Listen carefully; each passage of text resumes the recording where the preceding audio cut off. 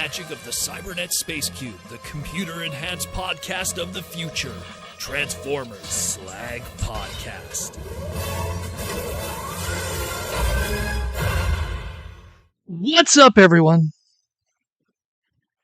How we doing? It's a Transformers Slag Podcast Center live stream main event. I'm your host, Proto Man. I'm the face that runs this place. I'm the voice you would have heard Monday to Friday, but I just came back from San Diego Comic-Con. There's my laundry's done. You could tell if anyone heard that sound in the background. It was a busy past 7 days or so. I apologize for being absent for that period of time. San Diego is, without a doubt, probably the craziest 7 days out of the week you could ever experience as a person who's obsessed with pop culture, Transformers, and then some. For me, this is more than anything else a business trip. I go as a fan to see all the cool stuff, but it's also a business trip. There's dinners and meals and networking and business cards traded and seeing fresh faces for the first time that you've only heard about through Zoom calls. And it was a fantastic weekend. Thank you to everyone that I met there, both fans and familiar. It was incredible. It was incredible. Probably, without a doubt, the best San Diego yet. Without a doubt. Big panels I got to do, signings, 2 signings actually. Just incredible. Just incredible. I always feel that, I always want to leave San Diego leveled up with more than I came in with. And what a great weekend. We'll get into that because there's so much stuff to talk about. I mean, I didn't talk about any of the news. Like I told people, you're not going to get any segments, but follow my Twitter because I was one of the lucky few to even be allowed in the Hasbro Pulse panel. The Hasbro Pulse panel was almost completely media only. That's why there was very few images live outside of me and maybe a select few other people who were able to get in. And it was madness. It was absolute madness. VIP breakfast, the VIP concert, with all the drama that happened with that, but I'll get into that in another time. Just good stuff, though. Great weekend, great people. And, I always hope that that we could have more people come. I understand it's a very expensive convention to go to. I totally understand that. I mean, in all honesty, if in your situation, I would be hesitant. Young, what's up? I'll be seeing Young next week. We'll get into that too. Young is Mr. Blockies, but we'll get into that afterwards. But yeah, it's something where we're in quite an awesome place right now, and the meetings that I have with important individuals lead to a very bright future for a lot of stuff that's going to be going on. Cringe McCringle, for what I'm hearing, Daniel, you want me to come to SDCC and bother you for a week straight. Brother, you'd be so busy. You'd be so busy that I would be the least of your concern. That's how big it is, giggity. It's something where you would go there and you wouldn't even see me because you'd be like so concerned with everything else. It's impossible to even comprehend how crazy that show is.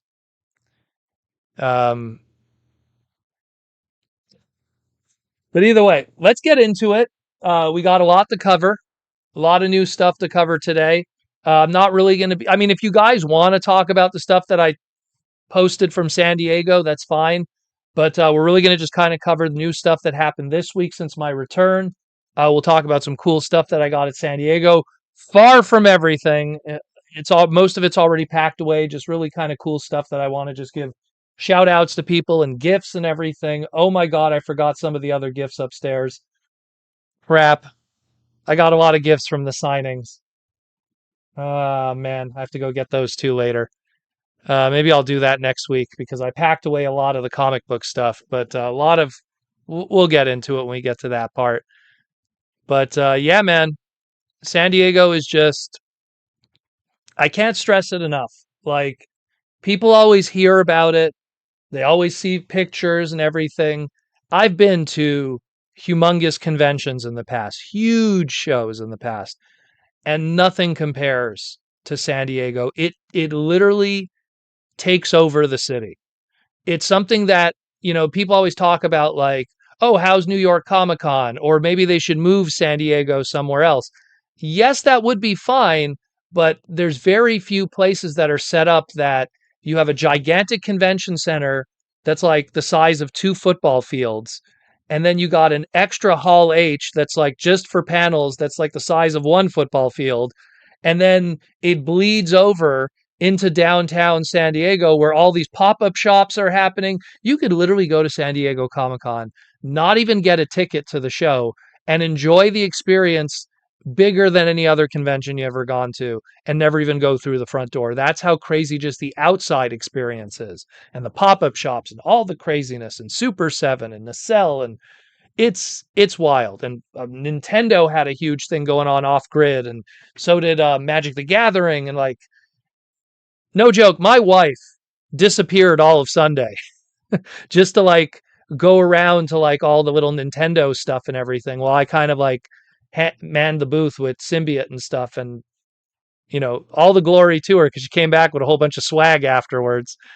But I mean, it was nuts. It was just absolutely insane. Uh, Hasbro, uh, Udon, all of them in the past, when they would have exclusives, even like it's crazy how last year, Hasbro had the Void Rivals exclusive, had all those other exclusives there, and nothing would sell out. Everything there was leftovers. It made it to the Hasbro Pulse store, no problem, bleed over into GameStop. Um, this year, everything sold out within an hour. Every day, sold out, sold out, sold out. Mattel, sold out. Jada Toys, sold out. Udon, sold out. My Comics, sold out. You know, the passion this weekend from the fans was insane from every walk of life, not just Transformers, but every walk of life. It was crazy. It was crazy. Needless to say, the success of that Gem and the Holograms blaster selling out like this, boom, boom, boom. Don't quote me on it, but that's probably going to lead to more. You know, that was some positive vibes right there from the fans, but that goes across everything else too. But yeah, it's always the flight that stops us. Hate flying in general, and affording plane tickets always sucks. Well, I mean, I compare it to back in the day when I used to go to BotCons, the OG BotCons, the fun publication BotCons, and before that, the Hartman BotCons, starting in 2001, 2002 when I started going. Um, I just save up. I had a date. I know when that date was. And to me, the experience was worth more than the figures that I'd be able to get at any time. You can't go back in time and redo that San Diego experience. But those 3-liter classes that you didn't buy that would have equaled your hotel for the weekend, you'll be able to buy them later. Heck, you're going to be able to buy them later, probably loose complete cheaper, but you can't go back in time and get those experiences. It's kind of the same thing. I have this discussion a lot of times with my friends who are into wrestling, and they always go, "Oh my God, the tickets to wrestling are so expensive." And I go, "Yeah, but you never hesitate to buy all the figures off the shelf at Walmart of wrestling figures. Go to wrestling, experience a once in a lifetime opportunity that you'll be able to say, I was there when that happened, or I watched that match with that wrestler, because one day that wrestler might not be with us anymore. But you'll be able to always get those figures. eBay, Marketplace, wherever, forums. It's all about managing your money. I worked at Burger King and I went to every BotCon between 2001 and 2016 on a Burger King salary. $7.25 an hour. Canadian, which is like, gosh, during the Obama administration, That was like probably $5 American, maybe less. And even before that, with George Bush Jr., wasn't great, but I made it happen. There's always a way to make it happen. So it's just a matter of you balancing your budget. It's very easy to spend money when you go out every day. It's not so easy to put money aside when you're planning for something big like that. But yeah, so let's get into it. Got a lot to cover. My rant is on pause for now, but we have a lot to cover. So let's start with some news that we covered earlier this week, and we have some updates to it. So the Nano Hollywood rides, these were found in Canada, of all places. Needless to say, after I broke this news, I ran to 3 different Walmarts, and those 3 different Walmarts still had blind bags of the 12 packs of Fast and the Furious Nano Hollywood rides. So no luck just yet. But you could tell that that bottom right guy, I'm going to be hunting him like there's no tomorrow, and I'm going to be army building him. So if you're in the Montreal area and these guys show up, watch out, so to speak. But yeah, 3 original sets that came out back in the day. Actually, let me reach for one of them right now. Got one of them carded right here. Oh, wrong slide already. We're professionals here. We're professionals here. There we go. So it was originally these bad boys. You got them in 3 packs. They did this. They did the Michael Bay one, which I have over there off camera. I have in the manga room the G.I. Joe set. I even got the Back to the Future one that they did. Let me put that thing away. Giggity. But, hold on a second. But, looks like one of the unreleased sets that we've been waiting 4 years for is finally going to be included. You're going to be able to get Skyfire, aka Jetfire, Sideswipe, and my boy, Hot Rod. These are blind packed, 12 per case. It looks like you could get all 12 in a case, so they're probably 1 each in that case assortment. It is what it is. I'm going to definitely be trying to track these down. Price on these, $2.47 Walmart USD, $3.99 Canadian for Canadians. If this is based off of the pricing for how the Fast and the Furious set was last year, which is still lingering, at least here in Canada, in the Quebec, Montreal locations. But yeah, good stuff. Good stuff. Looking forward to that one for sure. A new Hot Rod anything, especially a micro diecast one. Very, very cool. Then, of course, we got this bad boy, the next wave of wheels. Lockheed's C03 wheels. Supposedly, this is called the Arc Rises. That was the code name that I'm seeing online. Don't quote me on it, but that's what I was seeing from different people. The big takeaway from this is a lot of stuff that we did not expect. Usually with these wheels are much more IDW or G1 flavored, but we got G1 Pretender shells. We got animated here. We got GoBots. I mean, we got classics. Like, there's a lot of mix in this one here, and I dig that a lot. A lot of really good stuff. A lot of really, really good stuff. I mean, man, like, the fact that we're getting animated Soundwave and Sound Blaster with his guitars, or his keytar in the other case. The fact that we're getting Road Grabber, a very, very obscure Pretender vehicle. The fact that we're getting classic stuff like Cliff Jumper and Bumblebee and even variants of that. The titanium the titanium classics Bumblebee is an homage to the 2007 movie 3-pack that was called, I think it was called The Evolution of Bumblebee, or like the trilogy of Bumblebee. It's like it had 3 Bumblebee figures. It had animated Bumblebee, classics Bumblebee, and movie Bumblebee, but they were all colored like Camaro Bumblebee, and it had the 2 black stripes on the front.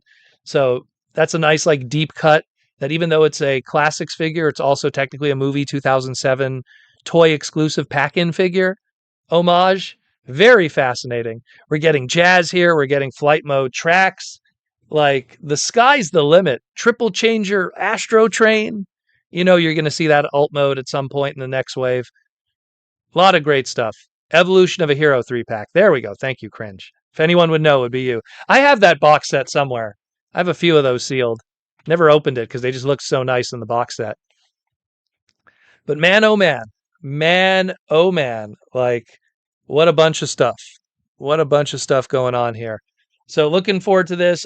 We don't have any release dates yet, but usually when we're at this point where we're having mint in package stuff and people cracking them open, that usually means that it's literally, I would not be surprised if next week these drop all over China.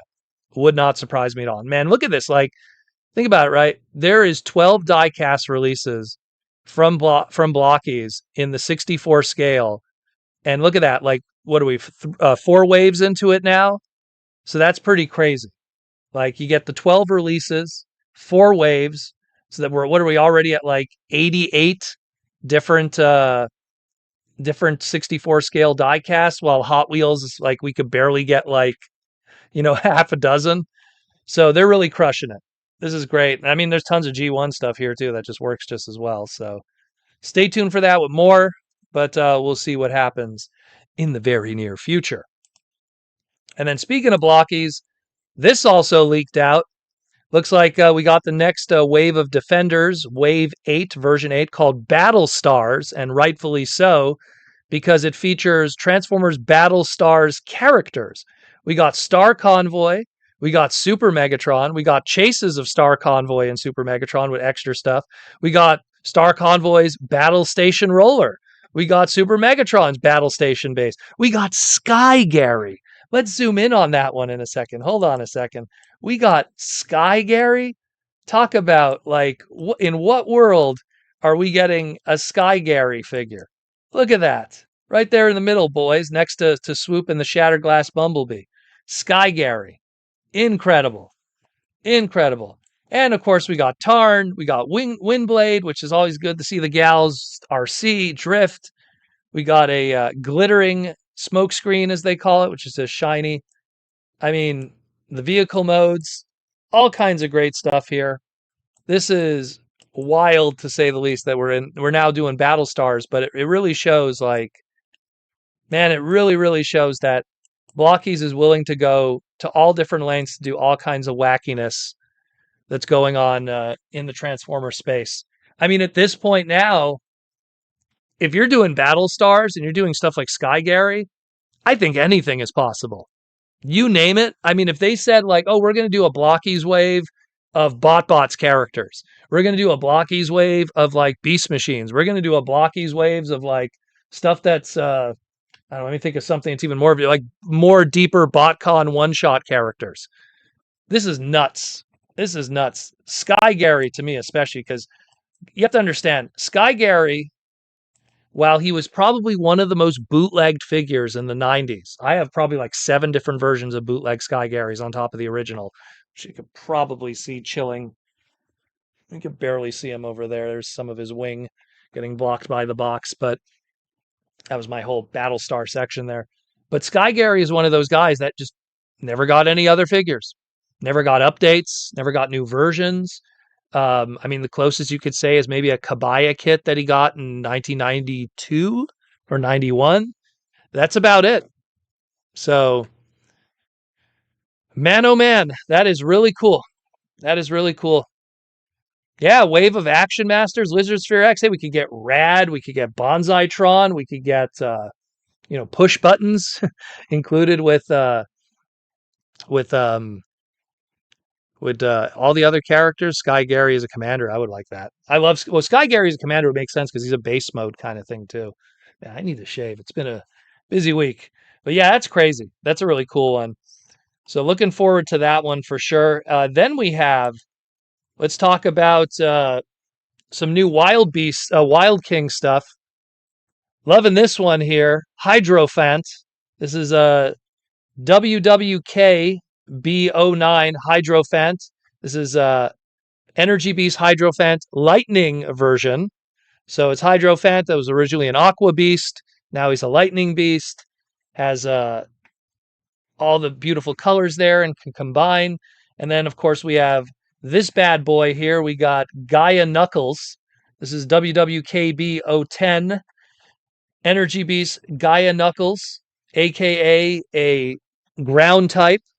Looking good too. It obviously is a extensive redeco and partial of one of my favorites from the line, of course, Captain Volca. Look at Captain Volca there, so you can kind of see what's going on with him. Very, very cool. These are available right now on Amazon Japan. More redecos from Wild King W or Double. So check that out too if you're looking for more to bolster your collection of some absolutely fantastic figures. I can't stress enough, like, when I picked these guys up in Japan when I was there, I found myself messing with these for like 30 minutes. Like, so you would think something so simple, but the customization with it, the different like parts and pieces, and you can make all these different kinds of robot modes. I dig it. I dig it a lot. And Knuckles knows the way. We also have some Transformers Cyberworld Energon Surge stuff. We have here the Ultimate Cyber Changer. This is, of course, called the Air and Sea Starscream Ultimate Cyber Changer, Triple Changer. This what's interesting about this one is it actually uses the tooling of the Last Night Megatron, one of the more mainline versions, not like a studio series or something, but it uses one of the mainline versions of the Last Night Megatron, and completely partials it into a brand new kind of idea going on here. Has a boat mode, has a jet mode. It has the hammer, much like the Ultra Magnus, so a figure could be like riding on the back of it. Very fascinating that they're doing that, but I guess they're just trying to get the most out of some of the work that they've done with past figures. So, very interesting that they did this. I don't know if it'll be featured in the show, because the last time we had a partial of a movie toy, we had the Megatron in Cyberworld, and that was not featured in the show. So we'll see what they do with this one here. Starscream going to get some kind of Energon Surge upgrade into a triple changer with a boat mode and a flight mode. I mean, it looks cool. Don't get me wrong, but we'll see if it'll be anything that's of an official nature from the Andy Lightfoot animated series. And by the way, the full intro of the Cyberworld theme song is out there to download too. A good 2 minutes and 30 seconds to rock out in your car. Because Cyberworld till all are one. Next up, let's talk about this one, shall we?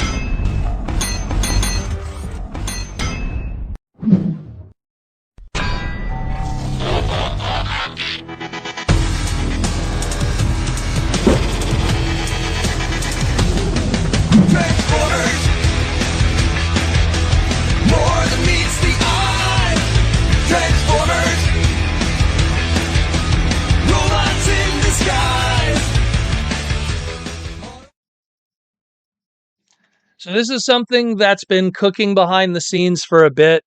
Full disclosure, Batter City Power Station contacted me, I want to say 2 months ago, to help them promote this. They wanted me to kind of like talk about it with you guys. They felt that I had the audience for it, and they sent a bunch of stuff in the mail too, to kind of get me familiar with Powerplex. So they sent me like magnets and stickers and the comics and everything. So thanks to the Battersea crew for sending these all the way from London. Very, very cool. Pair of Megatron socks. Battersea Megatron socks, no less. So essentially, they sent me all the info for Powerplex and to explain it to you guys and what's going on with that. So first of all, who is Powerplex? Well, there's going to be a comic book. Simon Furman, the legendary, awesome, easily one of my favorite Transformer writers of all time, uh, is writing a book that is going to be happening. And this book is not just a comic book, it's going to have a whole bunch of different things going on with it with that one. And essentially, it's going to be a comic book written by him. It's going to have a whole bunch of different artists that are going to be featured in it, that are going to do different segments of the book for art wise. So you're going to have Marcelo, who I recently worked with on the Mega Man books. We're going to have Guido Guidi, who I also recently worked with on my Mega Man book. We're going to have Jack Lawrence from IDW, Nick Roche, Andrew Wildman, who's a legend in himself also. We're going to have Parr there. We're going to have Francois. Like, all of those people are going to be involved with it. There's also going to be multiple different covers that you could pick up. So that's pretty cool too. Oh, we'll get into that. Don't worry. We're going to cover all the info on this guy. All the info. So that's the comic. And the comic is going to, again, it's going to have an original story, multiple covers to choose from. The main cover, the cover A that's all the way on the left, is going to have 2,500 units out there. All the other variant covers that are all featured covers of different artists, Marcelo, Guido, Andrew Wildman, they're only going to do 400 of each of those. Those are available on the website right now to pre-order if you are interested. The basic cover is going to be 15 British pounds. The exclusive 400 covers of the featured artists are going to be 20 British pounds. So those are available right now for pre-order. Again, aside from being a comic book, it also has behind the scenes of the designing of the new Titan that we have here, creator commentary, character designs, exclusive artwork, just a whole bunch of cool stuff. The whole point of all of this in the end is to be something that's really just for the fans. It's a celebration item just for the fans and the Batter City Power Station mascot, and a limited run. That's why some of it's a little expensive, but it is what it is at the end of the day. But we're not done yet, because that's the comic. But then, of course, we also have the figure itself. So what's the story with the figure here? So what this is the AMK YOLO Park Pro Series figure. So what that is exactly is, when it's a Pro Series, as opposed to the other YOLO Park AMK stuff, it usually has extra stuff going on with it, both in size, materials, and all the little bells and whistles. So this is going to be available worldwide. You could order it from their website right now. 5,000 units available. It's going to be 20 centimeters tall, so about 8 inches. It's going to have die-cast parts that are armor that go over it and are layered on. So that's what I think adds to a lot of its value and its price, is the fact that it's, die-cast construction all over it. It's going to come with a bunch of other exclusive bonuses, a trading card, a whole bunch of other things, a acrylic display stand, a flash card with other stuff too. It's not just the figure. You get a whole package of a whole bunch of stuff in there for that. Now, this is where the point of contention is. There was a lot of questions from the fans when I did my segment yesterday, and YOLO Park's team and the Batter City, Batter C Power Station team also answered some of those questions. Number one, about the price. So the price is 120 British pounds, which comes to about 162 USD. So their answer, the reason for the price is because there's a lot of die cast involved with it, and it's painted die cast, not just molded in die cast, and that's it. It's very detailed, combined with the fact that right now the US conversion rate isn't that great for the British pound. So unfortunately, as a result, it is a little pricey right now. As for it being a transforming product, it is not a transforming product, but they have plans for something in the future with big hints to Hasbro. Wink, wink, nudge, nudge. That's all we're saying with that one. They're going to have more details in the near future with more images, and they're going to talk about flexibility going forward with this and everything like that. So stay tuned for that. So very, very cool. Again, thank you to the whole team, the power team, as I like to call them, for sending me all this stuff in advance and everything. That's why you guys had a 4 a.m. in the morning segment. Here's another shot of how it looks. Again, all the die-cast armor assembled over it. You could pretty much make your own city mode. You could figure it out from there. A little bit of parts forming if you're pretty creative, you know. But yeah, very, very cool. All of that going on. And then here is the prototype that was shown with all the die cast and stuff. Looking real good. Looking real good. I understand people's concerns with the price. I'm with them on that. But at the same time, from a manufacturing standpoint, 5,000 units and die cast, it's going to be a tough one to get the numbers down. As someone, back in the day with the BotCon box sets that do 3,000 units, I literally had that convention. I think it was I want to say it was with Eric Siebeneller last weekend. We were just talking about how like getting low units of stuff is like impossible today, like to do that kind of stuff. Like if like the new BotCon wanted to do like an exclusive today, a deluxe, it would have to be like 5,000 units minimum. But then how expensive would that deluxe be? Because we saw what happened with HasCon with the Headmaster RC and everything, and that wasn't easy to do either. So it's a tough one. It's a tough one, but I think it's really cool, me personally. And I'm always big on unique characters.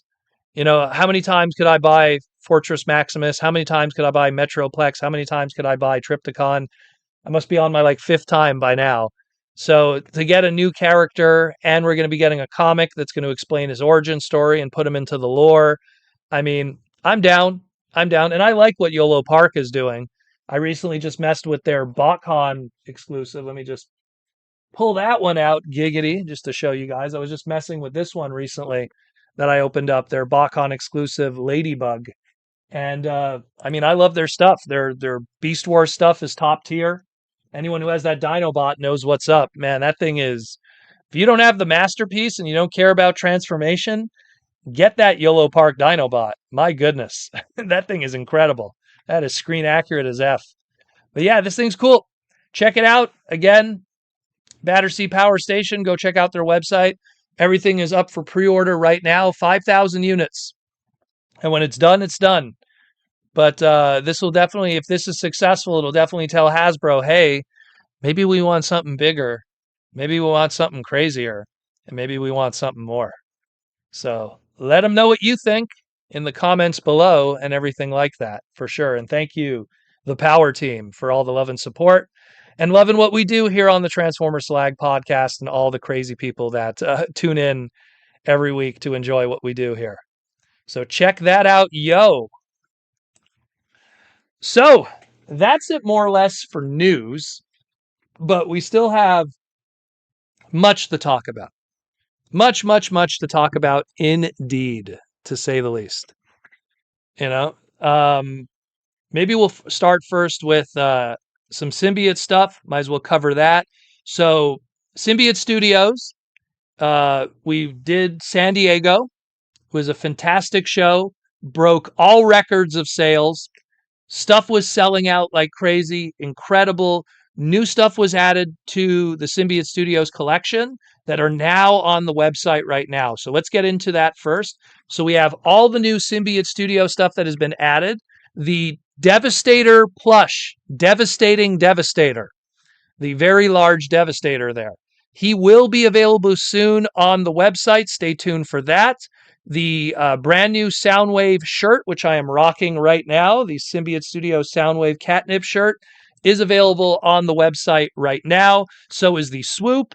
And more importantly, so is the Ravage, the shoulder sitter Ravage with the extremely powerful magnets. So it sits on your shoulder. That is also available on the website right now to order. This was easily the best-selling item this weekend. They probably sold like 400 of these. It was crazy how these were flying off the shelves. And these are official from Hasbro. No BS, no fan-made stuff. This is your official Ravage plush for your collection. Great for cosplay. Great for everything like that. Awesome stuff. So that's also available with the Laserbeak and all the others on their website right now. But there's also new stuff too. They also have the sticker collection. These are the vinyl waterproof stickers. These are stuff that you put on your water bottle, you put it on your computer, you put it on your car. Needless to say, there was a hot rod there, so I picked up a bunch of those for myself. And I took a Bumblebee for my water bottle because I have like a Bumblebee water bottle, so that's going to be rocking on there too. And Shockwave. These are really cool. They're on the website right now. They sold a bunch of them at the show. The pin collection sold very well. I have the new Slag pin there. Check that out, yo. Very, very cool. So that's also available on the website. Whole new collection of stuff and more to come. And much more to come. But some good news too. We listened to the fans and people really wanted Mr. G2 here. They really wanted him. So 50 of them were put aside. Starting today, they are going to be on Symbiote Studios' website. Go get them now. It's going to sell out. Get them while you can. There's only 50 left. 400 units were brought to the show. 50 were put aside to make sure that people around the world who couldn't be at the show could pick them up. There is 50 left. Go get them while you can. I don't want people to be freaking out afterwards that they couldn't get it. We decided to create an opportunity for people so they could pick it up because, I mean, it's G2 Grimlock. He's iconic. So go to symbiotestudios.com. It is live as my voice are speaking right now. It is now live for sale. So go get the blue dinosaur ASAP and stay tuned for next year for a really good Symbiote Studios San Diego plush exclusive. And of course, also, I mean, we were getting asked it all weekend. There's a ton of new pony stuff that was added. There's the Sleeping Collection. There's some other Explorer Girl pony. There's going to be Equestria Girl ponies that are going to be in fall. That's not my jam, but I saw they had it at the display. If you see, there was one photo of me doing a signing, and you'll see behind me there was a whole bunch of My Little Pony plushes lined behind me. That was the Sleeping series of the Friendship is Magic Girls. That was at the Symbiote Hasbro licensing booth. So check that out, yo, too. Very, very cool. And of course, Aaron Archer. Go check out the Toy Armada. Aaron's busy working on some really cool stuff right now that I can't talk about, but check it out, yo. You'll learn about that in the near future when Aaron decides to talk about everything he's been working on. But check out the Toy Armada with Aaron Archer here on YouTube. If you enjoy listening to my voice, go check out the Toy Armada with Aaron Archer. You get to listen to my dumb voice, but you also get to listen to Hasbro designer Aaron Archer of all the toys you grew up with. And we talk about the business, the industry, and then some. Hopefully, we will see Aaron in the very, very near future at a convention. And of course, if you want to support Aaron even more, check out archermonster.com/shop. Aaron has a whole bunch of Posca paintings on there. He has not been having time to update them with new ones, primarily because of his recent secret projects he's been working on. So stay tuned on that one, of course. And of course, let's promote myself. This August 5th, this new comic book Wednesday. Let's go pull that one out here. Reach for it. Reach for the skies.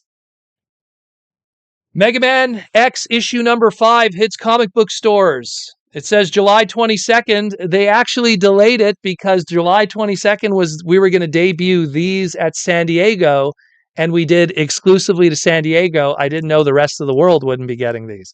So August 5th is when you're going to be getting these. Check it out. All the different covers. Guido Guidi did the cover there for cover C. Thank you, Guido, for all. Excuse me, that was James Reyes that did that one. Of Armada fame, he did cover C.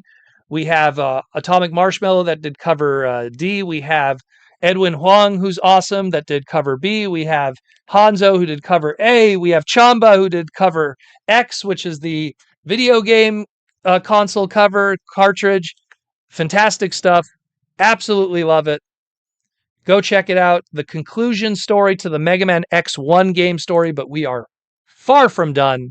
Stay tuned for Montreal Otakuthon for a new reveal of what's going to be happening next in the Mega Man world. Stay tuned for that. And that's it. more or less for the news and stuff, let's get into what we got. Open up to questions from the fans and super chats, and just enjoy the rest of the evening and some fun San Diego Comic-Con stories. A lot of fun stories. But first, let's get into some of the cool stuff Proto Man got. Some of the cool things. I'll start with probably one of the coolest things I got. Let me go get this sucker down here. Hold on. The big boy. So I want to give a shout out to the Hasbro team. They're awesome dudes. Love them to death. And at the end of the show, a certain individual who, let's just say I got to know him even better. I thought I already knew him. Trying to just put this all together down here off camera.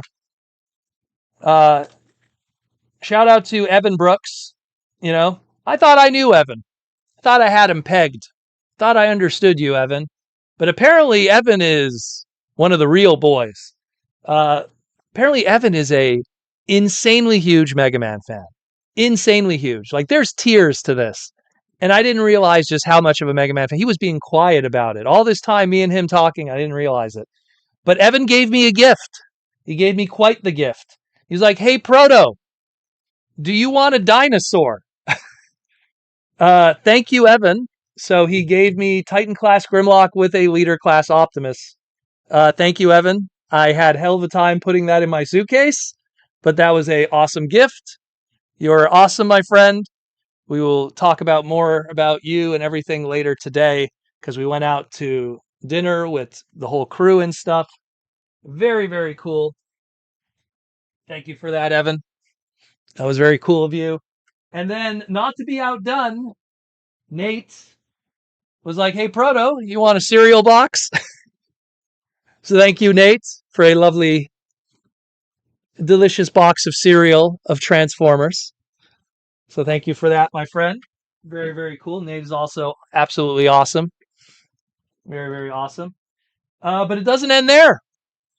So one of our neighbors that we have every year at our booth is Brian from the Toys That Made Us, aka the founder of Nacelle Toys. Brian is a super cool individual. He's worked with Aaron many times in the past and done projects with them. Anyone who's watched the Toys That Made Us, great show. And Brian has always been an awesome dude, always great with me. And Brian always hooks me up every time. Brian knows how much I love weird 90s toy lines. And yeah, but needless to say, there was certain ones here, specifically Cowboys of Moo Mesa and Biker Mice from Mars, that were featured at his booth. And so he gave me number 2 of 50, his SDCC exclusive Moto, signed by him. Thank you, Brian. That was really cool of you. And then his team also hooked me up with Cowboys of Moo Mesa, San Diego Comic-Con exclusive, 1 of 100 Cowboy Moo Mesa, Marshall Moo. Very, very cool. I love that. Let me tell you something. Shipping this, to have this not damaged in my suitcase, was black magic. I had to like put clothing and then put a box across it like that so that it wouldn't get creased or damaged. The fact it got home this perfect is surprising, to say the least. Thank you for that, my friend. And of course, your team afterwards hooked me up with Calamity Kate, also from Cowboys of Moo Mesa. Very cool. And of course, afterwards, I got a loose copy of good old the Terror Bull Sheriff. So very, very cool. Thank you, guys. Awesome stuff. Thank you for all the gifts, all the awesomeness. You guys are so cool. They are great neighbors every year at San Diego Comic-Con, and they always have such cool stuff. I love their booth, you know, and again, super talented individuals. Brian, who runs Nacelle, again, Toys That Made Us. Everyone knows the show. Everyone loves it. You know, absolutely incredible. then what else? What else? So we went to the Hasbro VIP breakfast. And what's cool about the Hasbro VIP breakfast is not only do you get to see all the newest products in person and get to mess with them, like literally, like you get to check them out and take photos and everything. And oh, this one's cool. Like the big post that I did that seemed to go viral was I was transforming the Scooby Doo collaboration item, and I noticed how the head gimmick worked, and like no one had documented that at that point apparently. So that was really cool. But again, all the other stuff, of course, the Nexus Prime and his units of Skyguard and Breakaway, that's really cool to get updates of those guys. All the other products that were present too, all the different stuff. Um, I got to meet Mark Rosewater, one of the head guys behind Magic the Gathering. Had a nice talk with him over breakfast because we all had eggs and bacon and everything. And every table had My Little Ponies on it for some reason. There's a photo out there of me just like having tons of bacon because if you're Canadian and you're not eating bacon, what is wrong with you? But what was cool was they gave us gift bags at the end of the day. And one of the cool things in the gift bags were extremely in advance copies of toys. And we got the Street Fighter movie toys in advance before everyone else. So that was really cool to get those, especially working with Udon right now with the Capcom brand and Hasbro and Capcom once again doing collaborations for the future. So very, very cool to get these. Thank you again, the whole Hasbro team. Shout out to Jason. Shout out to Nate. Shout out to Evan. Shout out to Benjamin. Shout out to Emily. Gosh, I hope I'm not forgetting anybody from like that team and stuff and everything. But like, man, great stuff. Great stuff. And that breakfast is awesome. It's all you could eat breakfast buffet. Absolutely incredible. At that buffet too, I Marcelo was there and I'm like, hey, Marcelo, could you sign my comic? So I got Marcelo to sign my book and everything. So that was fun. Marcelo was there. Great stuff. Got to see my buddy that I worked with on the very first Timelines book, Edwin. I got him to do a nice sketch cover for me. This technically Street Fighter Prime issue number 0 technically is the first appearance of my Mega Man X character, if you want to like be technical. So I got a sketch cover done and he drew Mega Man X with Chun-Li on the cover. He signed it too. Very cool. Thank you, Edwin. He refused to take my money. I was willing to give him money for this. I'm like, bro, but you know what? We always help each other out. We get each other gigs. And so that's professional courtesy, I guess. Very, very cool. Very, very cool. Thank you, Edwin, for that. You are a star among stars, my friend. And, even me, I'm allowed to be a fanboy too sometimes. So after I finished my signing at the Udon booth, I did my autograph signing for the Mega Man book. Afterwards, Shinkiro-san, who is a huge name in the fighting game world, he designed all the stuff for King of Fighters games, Samurai Showdown, Fatal Fury, Art of Fighting. I could go on and on. A bunch of Street Fighter stuff with the CVS, everything. So he was there. So I got some nice autographs from him too. Mai and Morgan from King of Fighters, aka Fatal Fury 2, aka everything else from the SNK world, and of course Darkstalkers or Vampire Saviors, depending on where you're coming from in the world of Morgan. So cool little autographs there. It says Denieru to Denieru. So very, very cool. Thank you, Shinkiro-san. That was really awesome of you. I mean, these are going to get framed and hung on my wall. These are professional Japanese autograph boards. These are like the real deal, these things. These are so cool. I only have a few of these.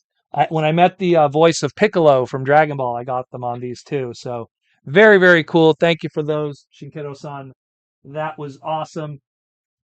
I mean, I got more stuff, but that's just like kind of just a little bit of it, of what I got. I think that's it that I brought downstairs, but a lot of really great stuff. A lot of really great stuff. And Young, you and the Gundam guys, I got some stuff for you too. Just a little something, something from the Gundam team at Bandai.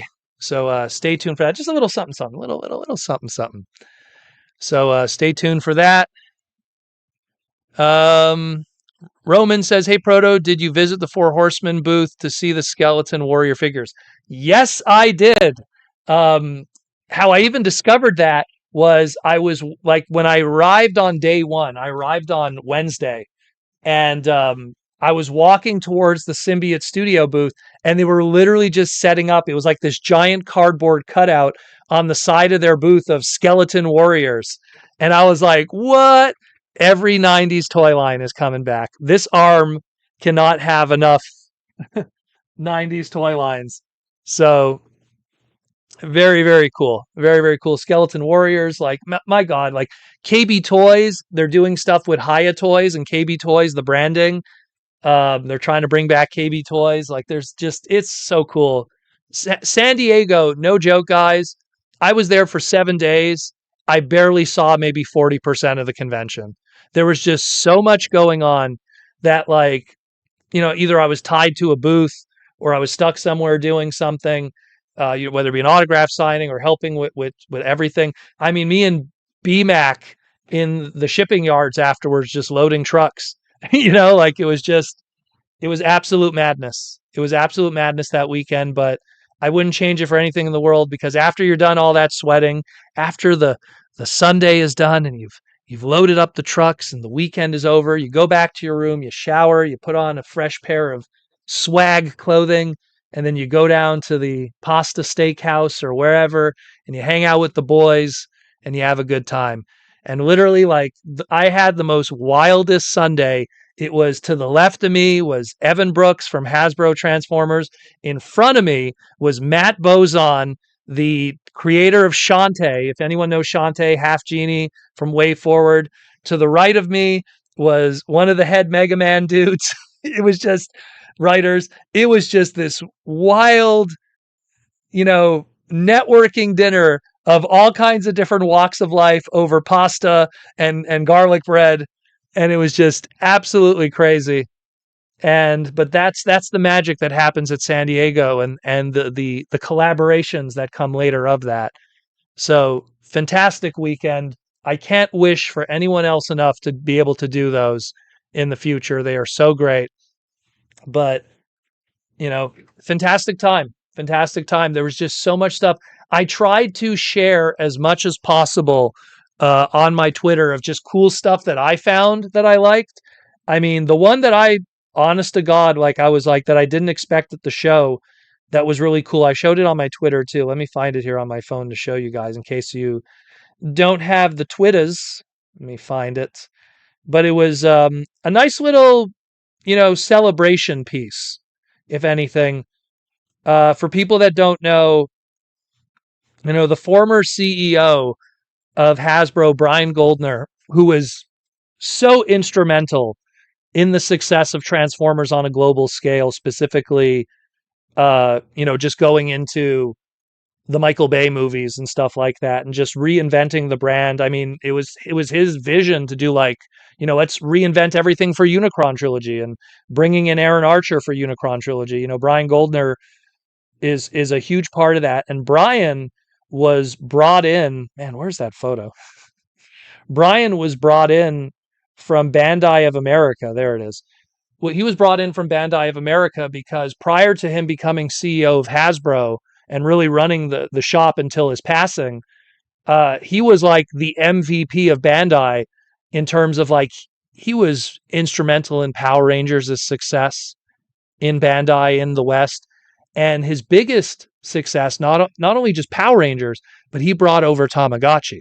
Tamagotchi blew up in the 90s. And Brian Goldner, here's this guy who brought over Tamagotchi, but he also brought over Transformers on the global scale for the Michael Bay movie stuff in Hollywood. And they're doing a Tamagotchi Transformer, which is so cool. Just want to show you guys, like, there's the robot mode, and it's a working Tamagotchi, by the way. So there's the robot mode, and then it transforms into a spaceship, because Tamagotchi technically are aliens, the egg things. So that's so cool. I'm actually looking forward to that quite a bit. I actually want to somehow track that down, because that's a little bit of inside baseball toy history. It's Brian Goldner's baby, but then it has a Transformer element to it, but it's a Bandai product. Like, that's really cool. I dig that a lot. And so that was a really cool one that I saw there. There was a lot of cool stuff. I mean, I could go on and on, guys, but it's just, I mean, And there's me and Mr. Mark Rosewater from Magic the Gathering having a good chat together. Like, by the way, this is the view. So the VIP breakfast is done from the VIP box from the Padre baseball stadium. So that's the view you get while you're having breakfast, the entire Padre baseball stadium. So that's wild. That's why, like here, you can see like there's me and Mark Rosewater, but it's kind of blurry. But behind us is the baseball stadium. Like we're like high above it in the Sky Tower. So again, thank you to the Hasbro team. You know, you guys always give me the red carpet every year. Every year, you guys give me the red carpet. You guys bring me to all these incredible events and stuff, and I can't be grateful enough. Look, I will always be critical from a design perspective and a price perspective. I'll always be like that. That's the one thing I have to always establish is that here on the podcast, it's called Transformer Slag Podcast because slag is a negative word in the Transformer world. It stands for excrement, and we shoot the excrement, so to speak. We always try to do it uncensored and talk about how we feel of the product. But the people behind Transformers, the hardworking individuals, the marketers, the designers, and everything, they are such incredible individuals. And despite sometimes, that I'll always be real and talk about the stuff that I like and dislike, they always support. They always are there to celebrate and enjoy what we do here. And I'm always grateful for it. I just want to always say that over and over and over how it is, how great it is. And again, to sit down and talk with them and talk the business and talk the future. Me and Benjamin just talking about G.I. Joe, and obviously we can't get into it on a public manner, but just everything that's going on and reinventing that brand and everything. Going to Joseph's here. Joseph got kicked out of the Cold Slither party and no exclusives, still at a blast. Yeah, that's a whole other story. There was a lot of drama at the VIP concert. Certain individuals got kicked out, not me, but other individuals got kicked out. But it was like, okay, I don't know. I stayed for the Cold Slither. I stayed for the Gem and the Holograms concert. By the time Stan hit the stage, it was already like 11 o'clock at night, and I had to wake up early in the morning to do other stuff. And I've seen Stan Bush like 3-4 times anyways. And then, as luck would have it, went back to my room early. I go to do the panel for the Hasbro panel, and Stan Bush does a little private concert there anyways. So it all worked out in the end. It all worked out in the end. But it was great. It was great. So check it out, yo. A lot of good stuff going on. But I mean, what else did I see? There was so much cool stuff. I mean, they showed off the new Long Box Heroes as a toy company. They showed the new Tick action figures. I really like the Tick. So they're doing some new high quality Tick action figures. So I'm really excited about those. I already pre-ordered the first one that they did last year with the Ned the Tie, if you know, from the old comics.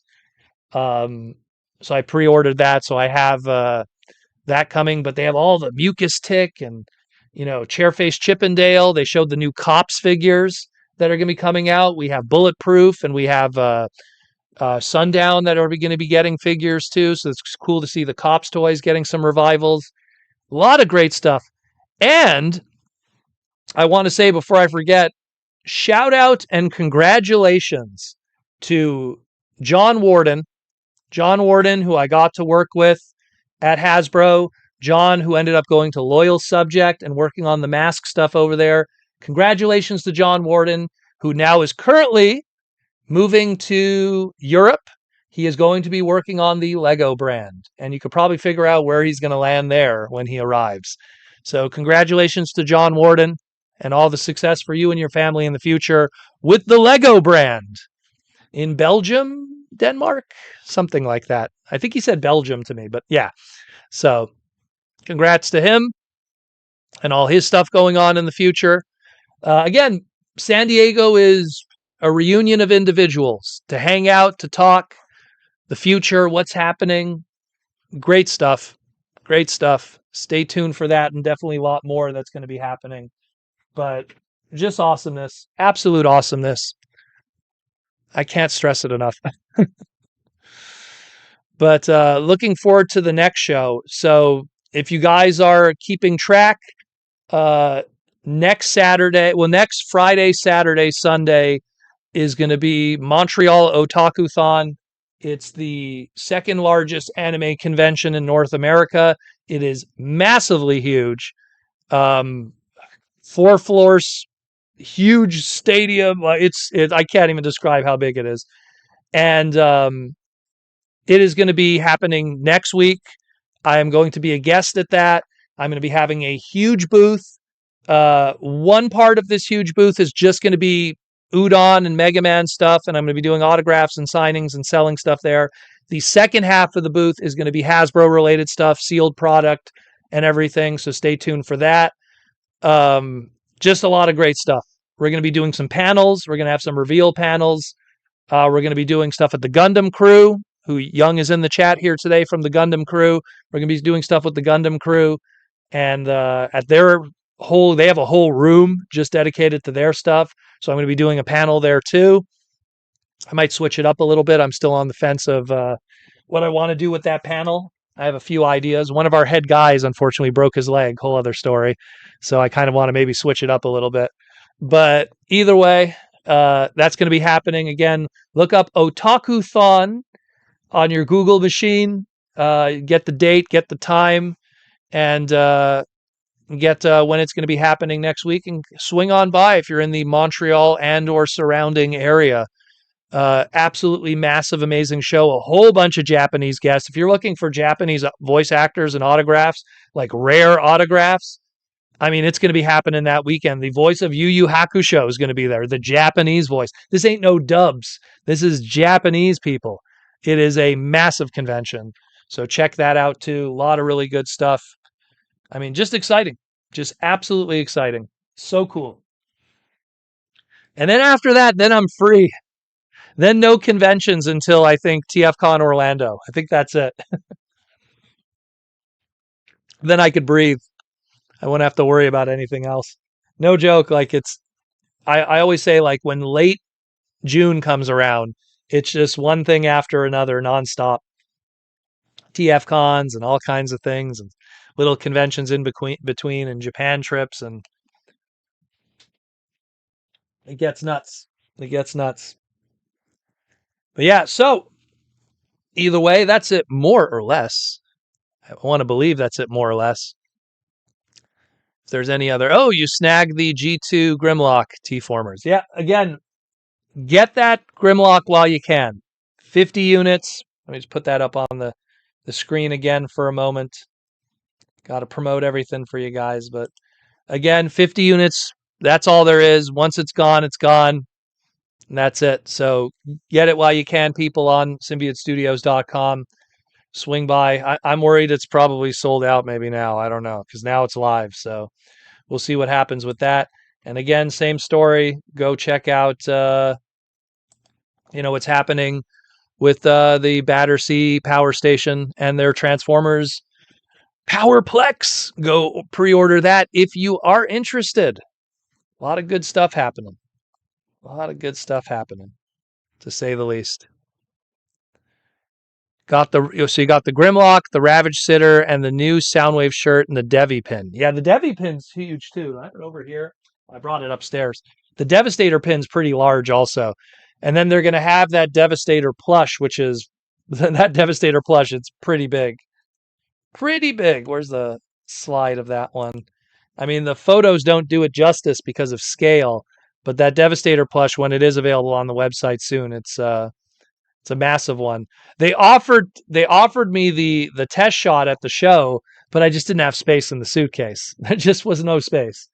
So I'll get one in the future at some point, in the mail or whatever, and it'll join the crew back there with the Unicron head and everyone else, all taking over the couch.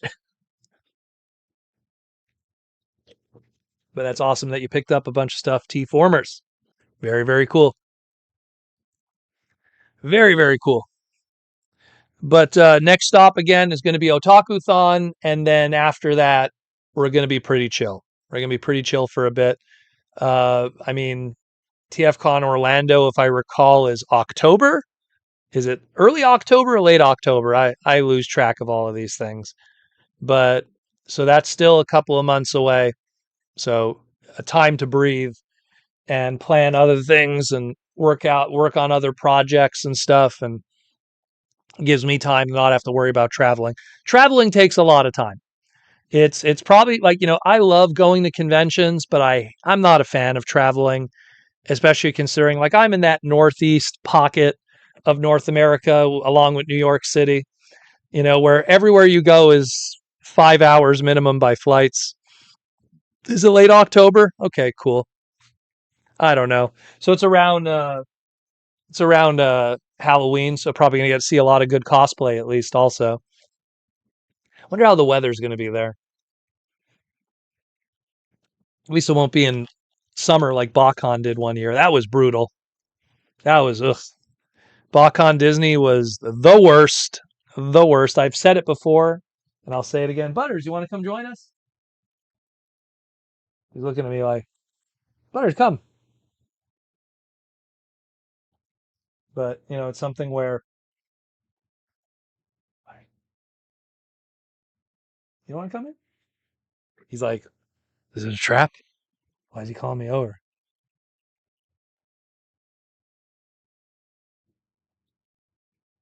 He's thinking about it.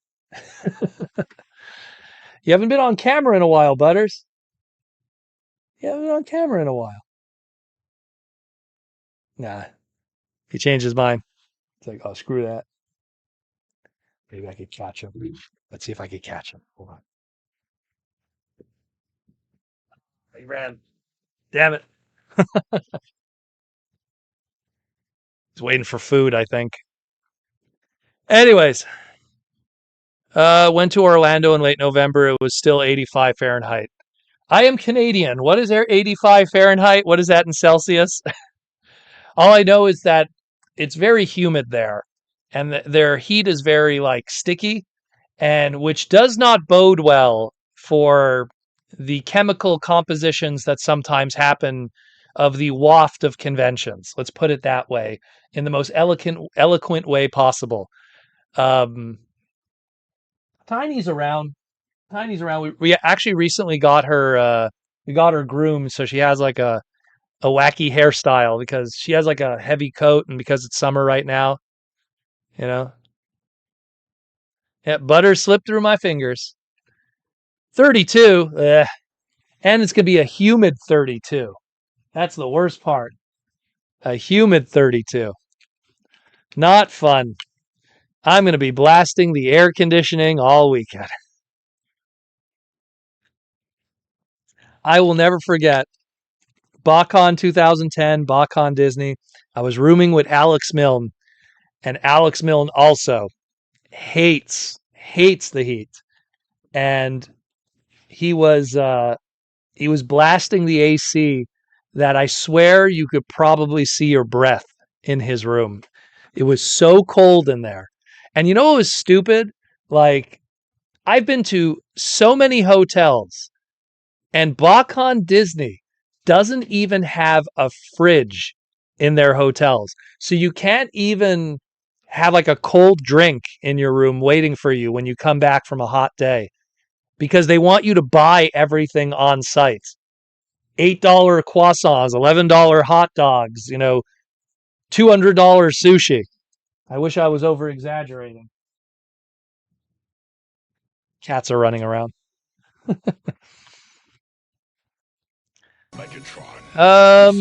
There's an interesting question. David Cabal, who is your favorite Sesame Street character? That's a good question, David. When I was a kid, I remember I really liked Big Bird because we were the same age. Because Big Bird used to always say that he was 5 years old, and I was 5 years old at the time, so I always thought I had a connection with Big Bird. As an adult, I don't know. I don't know. That's one I'd have to think about. Do we count also? I guess we don't count Muppets because that kind of is not part of Sesame Street except for Kermit, who would show up once in a while. That's a good question. I don't know. I know she likes the Count. She thinks the Count is funny, and she also likes the yip yip yip yip yip yip yip. They actually did toys of those with Super 7 not too long ago. Uh-huh, uh-huh. I don't know. That's a good one. I never had to think of that. Never really had to think of that. I don't know. I could relate to a lot of them. Cookie Monster, I could relate to because that's me when I'm eating. Um, I can't relate to Oscar the Grouch, that's for sure. But I don't know. Snuffleupagus because he's always high. Hey, bird. Yeah, I don't know. That's a tough one. I never thought of that one. Who would it be? Jeez. There's Telly. There's some of the more obscure ones like Telly and Henry. Yeah, Blockies did do a Sesame Street line. I remember that. That was like one of the first licenses they had outside of Transformers, if I remember correctly. Super Grover. And there's Elmo, Bert and Ernie. I always found Bert fascinating because he always collected weird things. Like he collected bottle caps, like bottle caps for drinks. He collected pigeons, like he liked pigeons. He was a very peculiar individual. But Ernie has a lot of good songs though. He's got Sometimes I Imagine. He's got If I Could Visit the Moon. Maybe it might be Ernie because Ernie's got some good jams. He has a lot of good songs. But again, I'm an 80s, early 90s Sesame Street kid, so that's my era. But probably some of the stuff I was watching was even from the 70s for all we know. That was playing on PBS back in the day.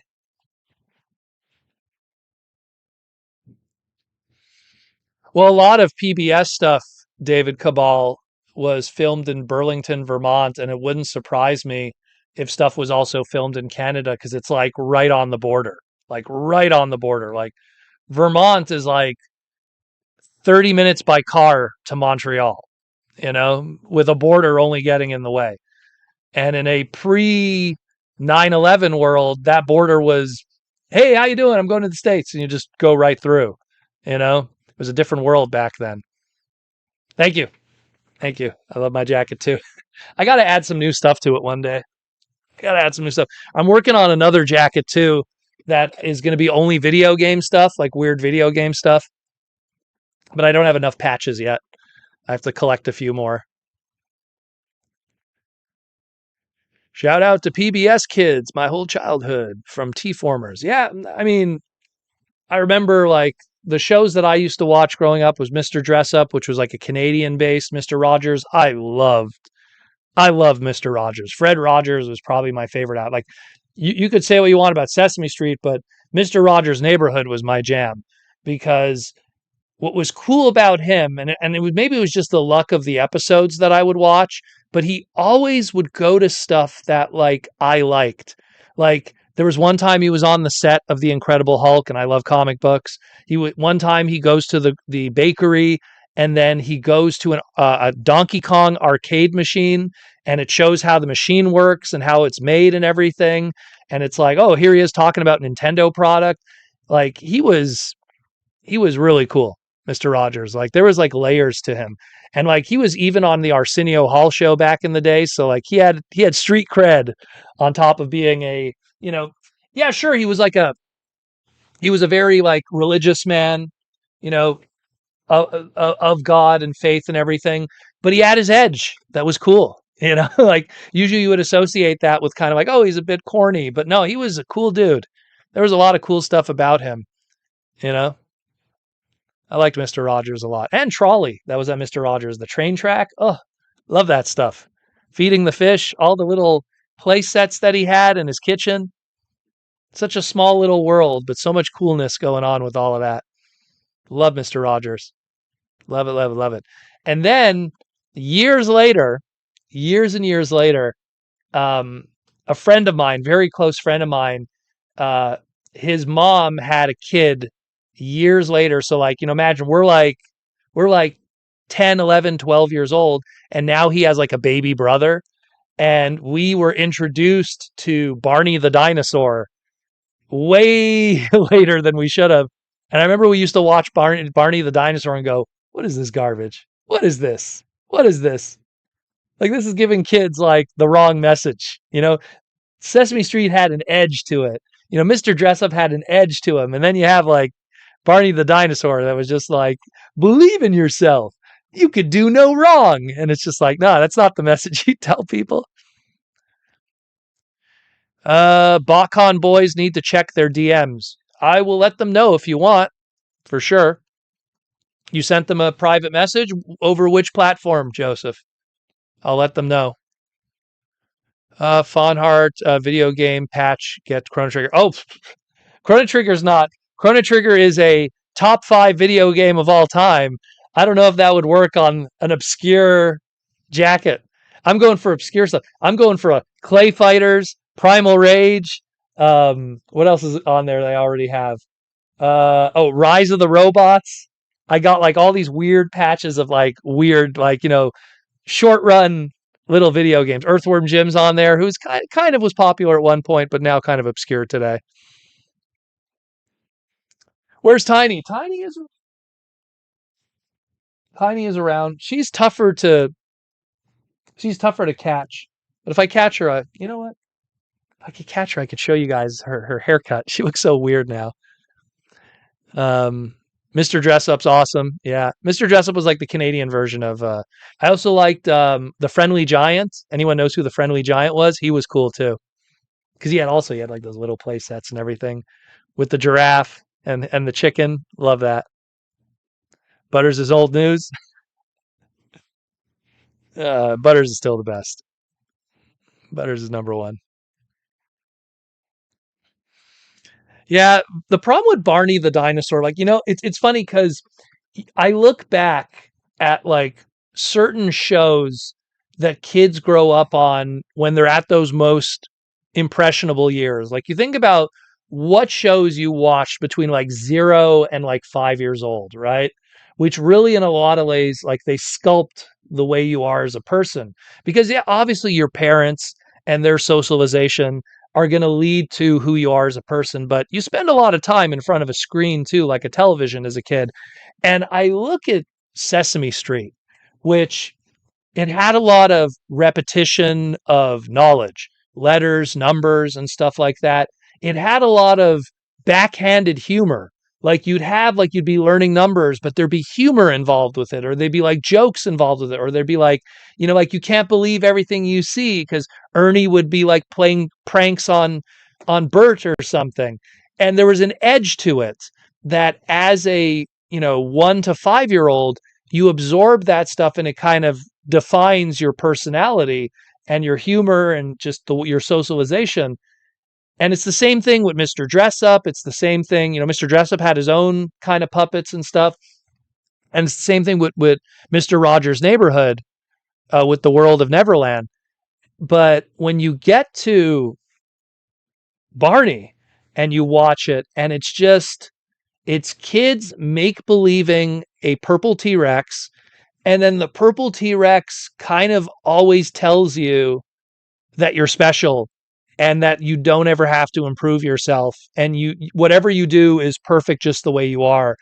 And that is not a great message to give to a child at a young age, because then they grow up into narcissistic individuals who don't ever self-improve because they've always been told that what they are is perfectly fine.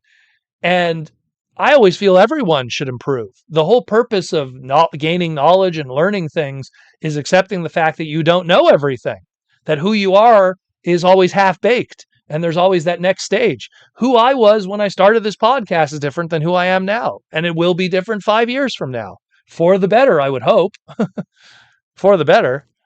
So I've always felt Barney kind of sent the wrong message to the children. And I'm not familiar with like, Peppa Pig and Bluey today, so I can't judge those. But it's something where I've always found that kind of sus with Barney. Big Comfy Couch was another good one. Big Comfy Couch had a lot of that edge, with Lunette and Molly, a clown and her dolly, the voice of Jubilee from the X-Men cartoon, for people who don't know. Joseph, tell us about the hotel at SDCC. How many zombies did you fight on the way to the show? And how was breakfast? The hotel was awesome. It reminded me of the hotel from TFCon Chicago 2015, which is like an open-ended hotel, which means it's a I don't know how to describe it. It's just like you could see every floor, and if someone's running a parts party, no matter what floor they're on, you could see it. It's so cool. And the breakfast was great. It was all you could eat breakfast. It was part of the hotel. It had pancakes, it had eggs, it had bacon, it had sausage, it had everything. It had bagels, and then you could just take stuff back to the room, so you could kind of hoard like a whole bunch of bagels, so you could have stuff to eat later. It was great. It was fantastic. Yeah, we were definitely watching the wrong purple dinosaur. Yes. It's okay. We made up for that later. Lizards for X. My dad really liked it when the clown girl stretched on the clock. I bet he did. I bet he did. He got a clown fetish. Probably has a thing for Harley Quinn in this day and age.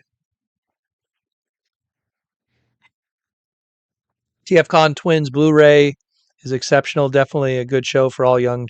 Blue is exceptional. Definitely a good show for all young children. Probably big comfy couch. That was the bomb. And Blue's Clues. Blue's Clues was also before my time. Excuse me, before my time. After my time. Excuse me. Um, so I'm not too familiar with that one. Again, I feel that kids shows should have repetition of information because their brains are so they're like sponges at that age. That's you have to understand how you learn language. Like, think about how difficult it is to learn a language as an adult. How you learn language and all that stuff is all because your brain is just this dry sponge, and everything around you is water, and you're just squeezing it and just sucking it all in. And when you have a child like that, you really want to make sure during that time that you surround it with like the right stuff. And to me, I mean, Sesame Street especially is like, I mean, if it's something that like I would suggest every parent like track down 80s and 90s Sesame Street and just play that for their kids when they're young, and just let it Lamb Chops Play Along. That's another great one. Sherry Lewis. Sherry Lewis is like, you want to talk about having an edge. Sherry Lewis was really good. Reading Rainbow is great with LeVar Burton. Again, that classic PBS stuff was all about education. And it's such a shame because some of those other shows, like in the 90s, like again, specifically like Barney, I didn't think there was education. There was like lessons to be learned, but there also was a lot of messages that were just kind of like, I don't know. You have to have a show that helps a kid build character, because if a kid has character, it'll get him further in life than anything else. I've always felt that. You know, you could be talented, you could have knowledge and stuff like that, but if you don't have character, that's going to like hold you back in life. When you getting a significant other, meeting a girl or a guy, that you have to have character. You got to be charismatic. Getting a job, you got to have character. And I think that those shows kind of really fostered that for a lot of people. James, dang it, now I have the Reading Rainbow song stuck in my head. Butterfly in the sky, I could go twice as high. Take a look, it's in a book. It's Primus's Covenant. Da-da-da. And then we can't forget the goat of PBS. Where in the world is Carmen Sandiego? The game show. The game show. That's the goat. But yeah, good stuff. Good stuff. But again, a lot of good things. A lot of good things. Look at this. Look at this Cowboys of Moo Mesa with Moo. Look at that. Look at all the accessories. It's kind of hard to see because it's all glossy. Show it on the back here. It's like a mug. Love that.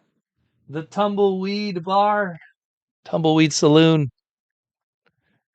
Rockapella, doo wop, dop da da dee doo wop.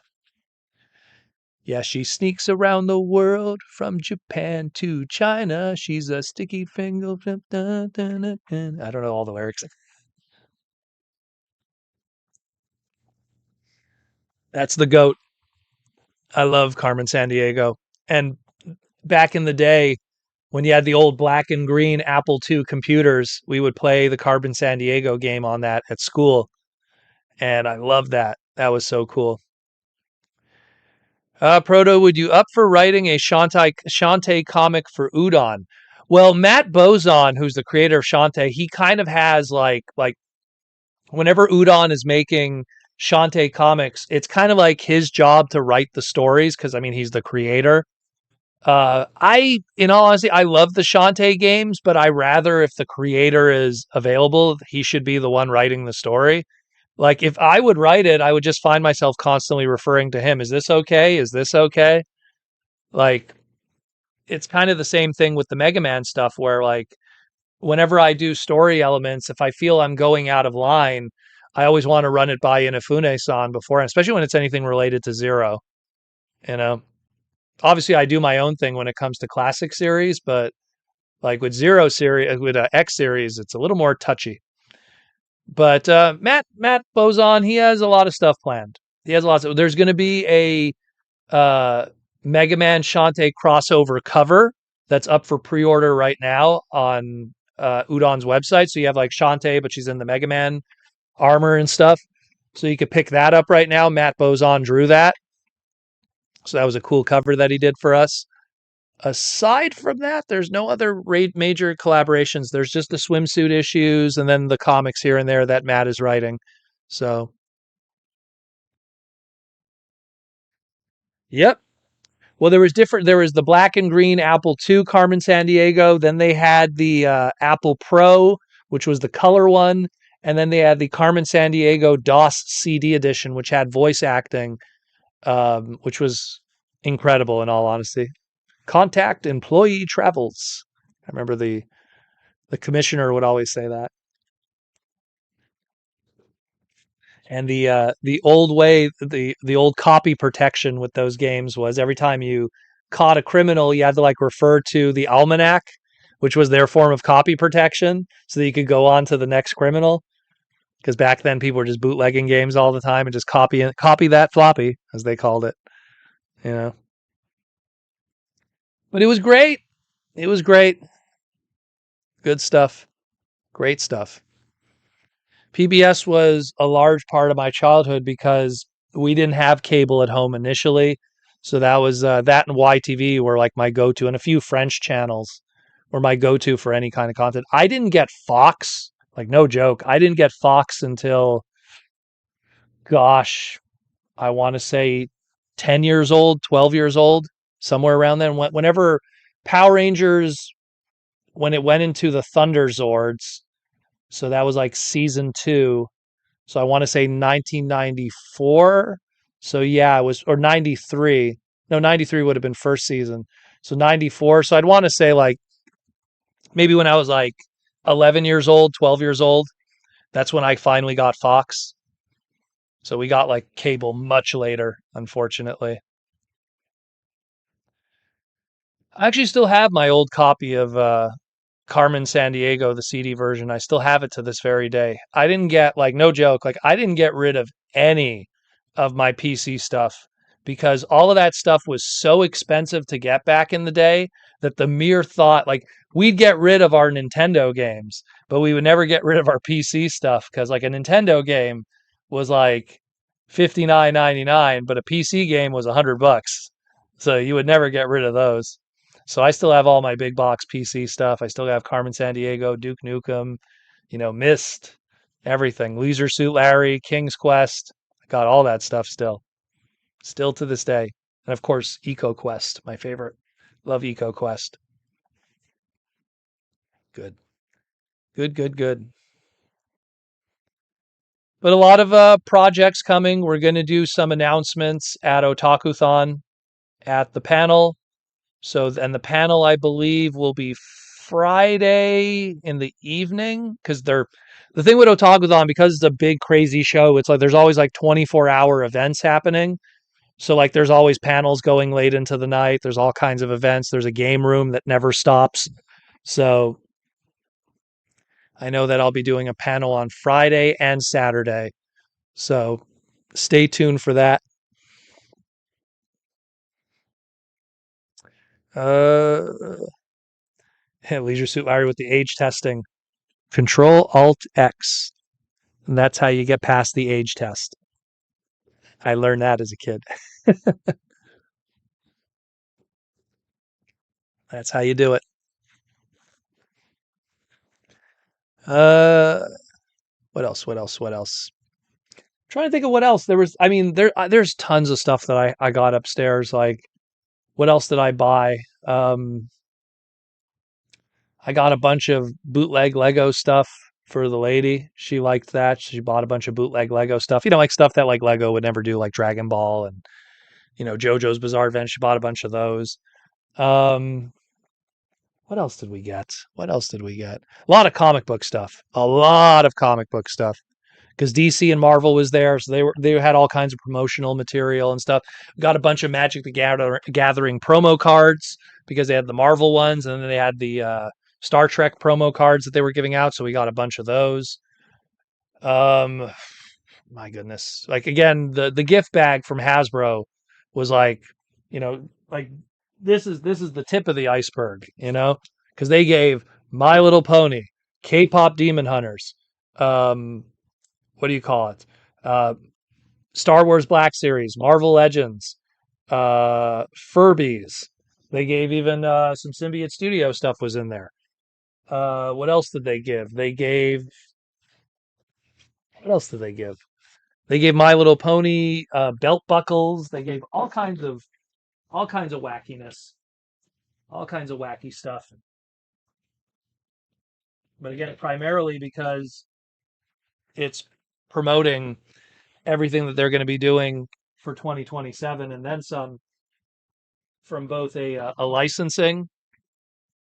Sorry, just putting everything up here. From a licensing and everything like that. Even Symbiote Studios was in the bag. Yeah, they're cool stuff. But yeah, let's bring back the dino, the massive dino. People are wondering how big this sucker is. Look how big Titan Grimlock is. Massive, massive boy. So I guess next year I'll be getting the Scorn. Yeah, very very cool. Big dino. I like he even have his tongue in there. You can see his tongue. La, la, la, la, la. Very cool. I'm not even going to transform it. I'm going to leave it in this mode. Looks best like this. Open the door. Transformers 4. Optimus rides a dinosaur.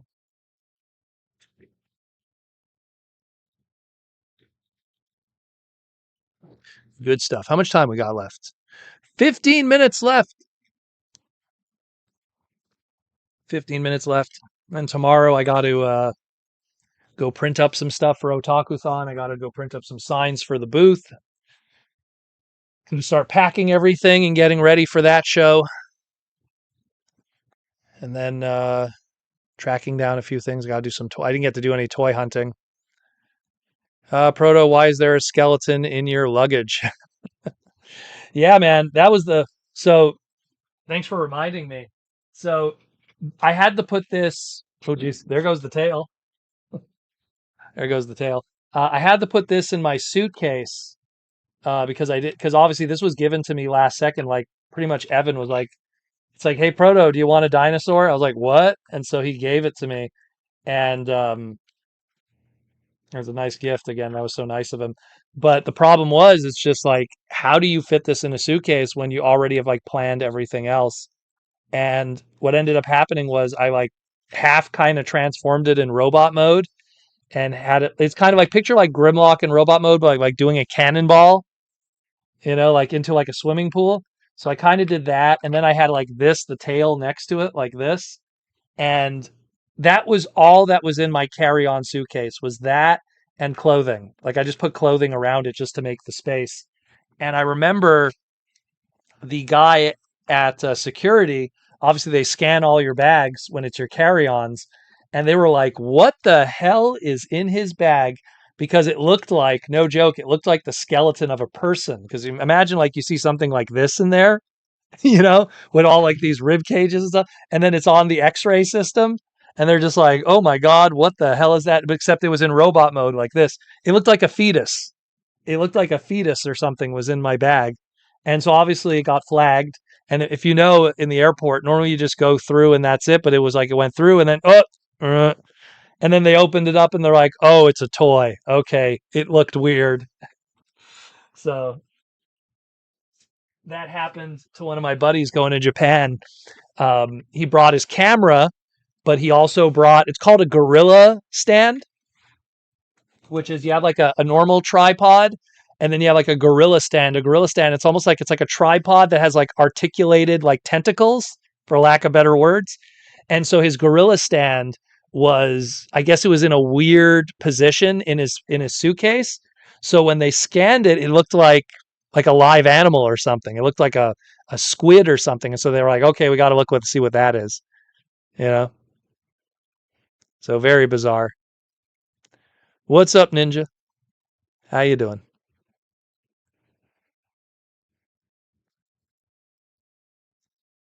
How you doing, Ninja? You posted a video recently about TFCon. A little late, but better late than never. All good stuff. But anyways. Aside from that, not much else. Again, the thing with San Diego is for me, it's the networking, it's the meeting with people, it's the talking, it's the business. You know, if I'm there and I'm able to take a few screenshots of new product and share it on Twitter for the world to see, you know, that's a bonus. But at the end of the day, it really is about the networking, just building those relationships with people and planning for the future, for future product and everything. And that's the most important. That's the most important in any case or form, is just planning what the next 2 years are going to be. And considering that next year is the 40th anniversary of Mega Man, and we got a lot planned, to say the least. There's a lot coming. It's going to be quite exciting. It's going to be very exciting. So definitely San Diego Comic Con next year. Hoo boy. I am going to be slammed, I imagine. I don't know. I do not know. But we'll see what happens next year for sure. But let's just say we'll start planning now. You got sick at TFCon, Ninjatron. That's what happens. Don't shake people's hands. Do what I do. Lick your hand and then shake someone's hand. That's why everyone who shakes my hand goes, why is Proto Man's hand so sweaty? It's not because it's sweaty. I'm just joking. People are like, never shaking his hand again. That's what you got to do. People were coughing on Ninjatron stickers when he collected them and then he got sick. We always call it the con crud, you know? At the end of the weekend, everyone's always like, I don't feel so good. I get lucky usually. The only thing that happens with me with conventions is I always lose my voice. That's what always happens, especially like places like San Diego, where you're kind of like yelling over other people's voices because it's always so loud, you know? That reminds me, crap. Shout out to I'm see, this is because I didn't have their stuff with me. Shout out to Pat the NES Punk, who came by the booth multiple times to hang out. He's always a cool dude. Shout out to Matt Cardona from the Figuring It Out podcast, wrestler with the WWE. Got to hang out with him for a bit. Shout out to, who else did I see? So many people. Like, it's just, I apologize if I forget anybody. It was just a crazy 7 days, to say the least. You know, of course, the Symbiote Studio crew. But they're too cool. They're too cool. They don't need to be shouted out. They don't want to be shouted out. You know, they're a secret society. Eyes wide shut.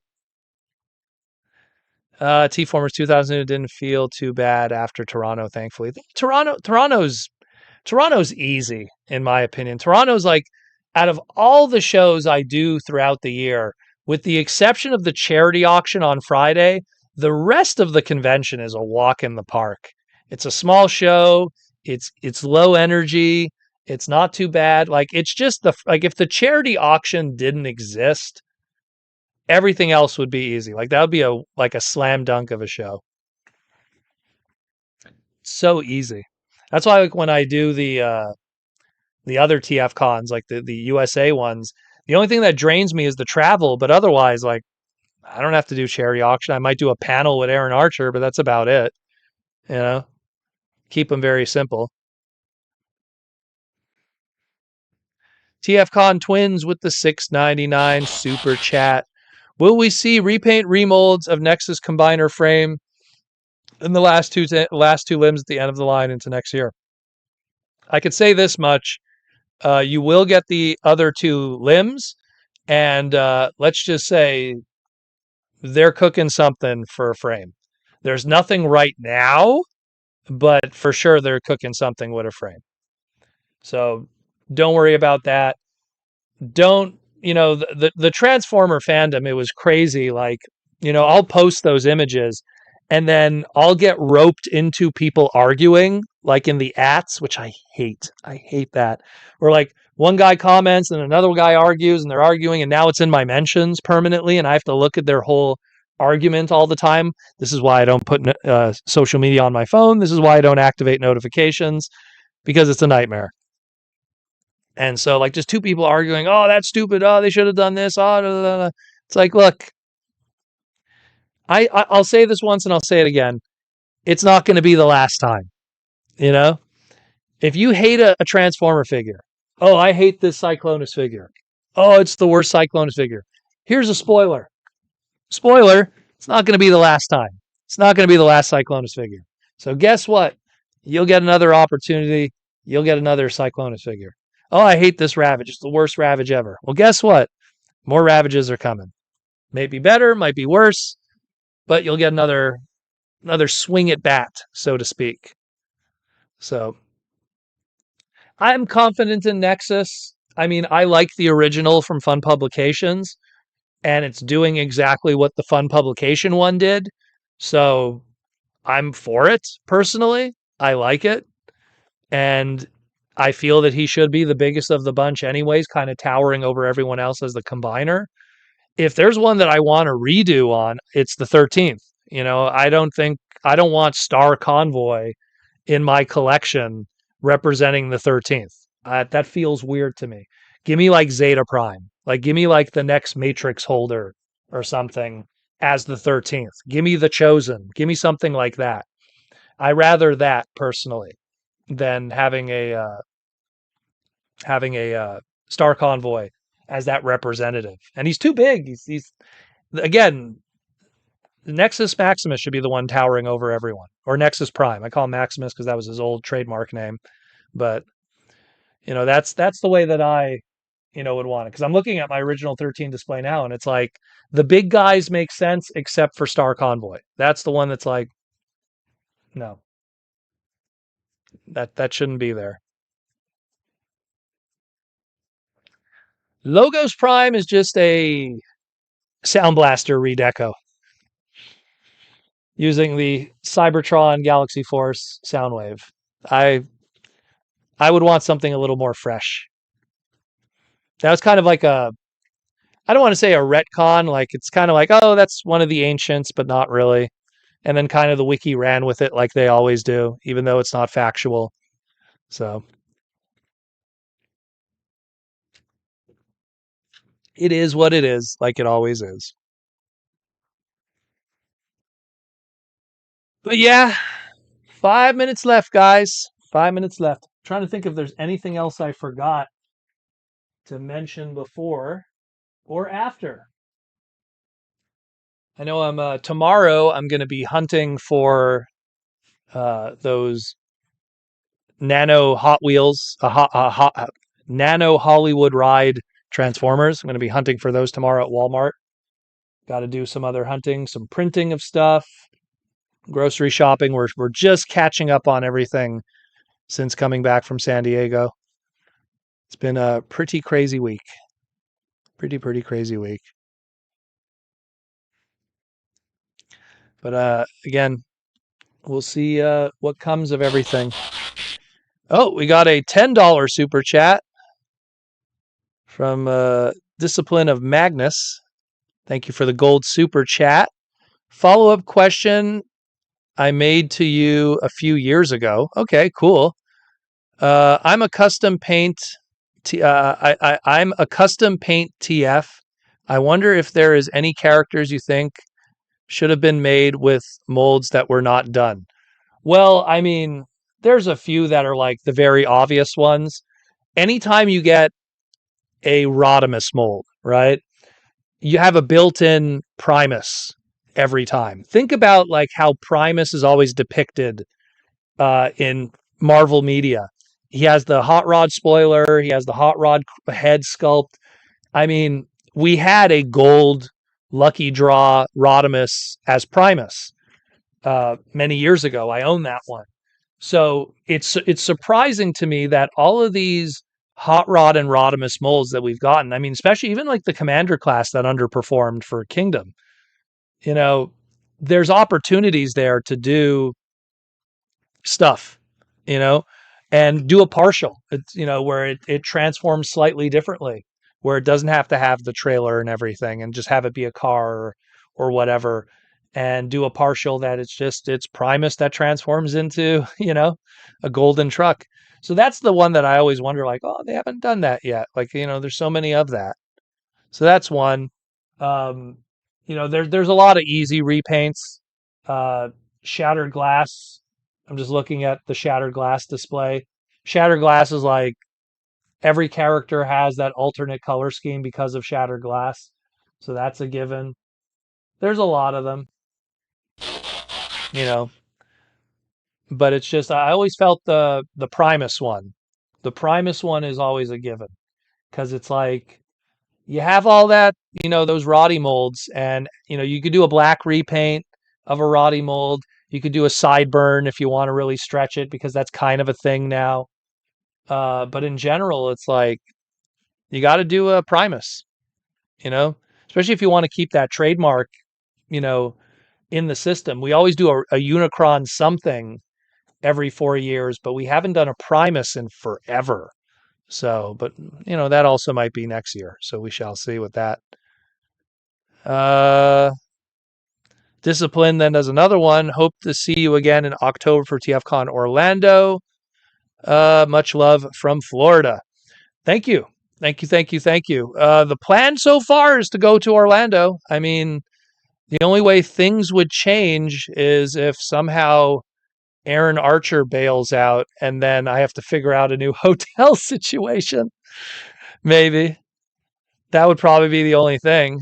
Um, and Aaron's kind of like he's pretty much coming to the show. It's just that it's the Hasbro stuff that kind of gets in the way of things. And I mean, with all due respect to him, he should take priority with that. I think that the Hasbro stuff should take priority over doing a convention. So I wouldn't blame him if he bails, but at the same time, that would kind of screw with my plans. So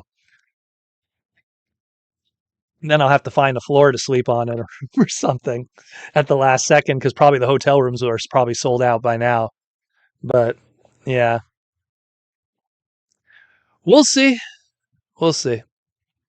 It's still what 2-3 months away. I'll cross that bridge when it comes. I will cross that bridge when it comes for sure. It's just I'm looking forward to Orlando. There's a lot of good unique dealers there. Retro Rats probably being the one that I like the most. That's an Orlando, Florida native. He's a really good dealer.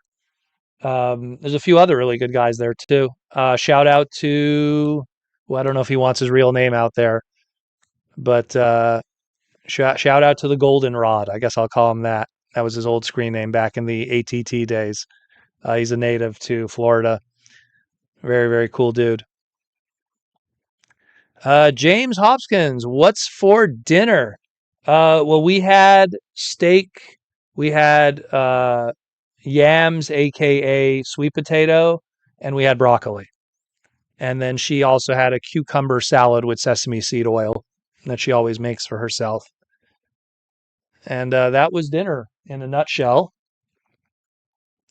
And tomorrow we're gonna go buy a whole bunch because we're like so behind on groceries.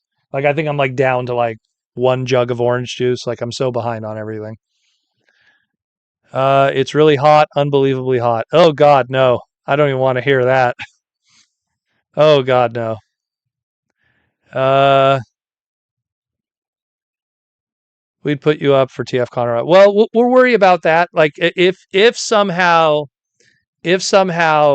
um, everything falls through, because again, normally everything works out fine with like Aaron's plans and stuff. It's just only recently. I mean, look, you guys have seen Aaron's been absent from the past two TF cons. He's doing something very important right now, and I want him to focus on that. I don't want him to like screw all of that. Let's do TF con. No, I want him to focus on that because it's really important projects for the grand scheme of things. It'll all make sense one day when you guys learn about it. But so it's something where, you know, but I always, in general, I plan around him a lot of times because we always get tables together and plan stuff together. Not to mention, like I would have exclusives for the show, and then I would now have to find a new platform to sell those exclusives on because I wouldn't have a table there to with Aaron. So we'll again, all stuff I'll figure out afterwards. It's so far away that I'm not even thinking about it right now. That's not like that's to me. It's like when it's a month out, then I start worrying about it. But right now, that isn't the case. Right now, I could breathe, I could relax. But I'll definitely take it again if shit hits the fan, so to speak. I'll definitely reach out to people if need be. Another question with the $5 super chat from the disciple of Magnus with the hammer. Another question: What are you listening to? Any recommendations? What is Protoman listening to? Are you referring to music or podcasts? Um, you don't have to super chat the response, the reply for that. Music or podcasts? Cringe McCringle. If Aaron can't come, you can always chill at the booth with me with the Japanese guys. Well, as long as you have like a little wedge for the exclusives, then because that's the most important thing. Because I want to bring this bad boy to Florida. Because I know it sold out in 5 seconds at at TFCon Toronto. So I was like, oh crap! I was hoping I'd have leftovers for Florida. So music. The crazy thing with me with music is I don't listen to current stuff. I'm stuck with the same soundtracks of stuff that I listened to 20 years ago. Like what did I listen to? No joke. While making the slides for today's segment, I was listening to the soundtrack of Slam Dunk the anime. All the intros, all the outros, the insert music. I was just listening to that. And then what was I listening to yesterday? Maybe random Mega Man X music mixed in with like, some Transformers. My playlist randomizes. I have like no joke. I have Winamp on my computer that I still use Winamp to this day. It's an MP3 player, and I just randomize the thousands of songs that I have. And once in a while, when I'm in a mood, I'll just play an entire folder of MP3s and just rock to that. Anime music, 80s music, you know, that's kind of my jam. Anime music and 80s music. Just a lot of that. A lot of that, you know. Um but yeah. And I might as well just answer the other one. Podcast wise, I always like listening to wrestling podcasts. I can't stress that enough. Like wrestling is the business. And when I mean it's the business, I mean it's every business. It's the toy industry, it's everything. I always compare everything to wrestling.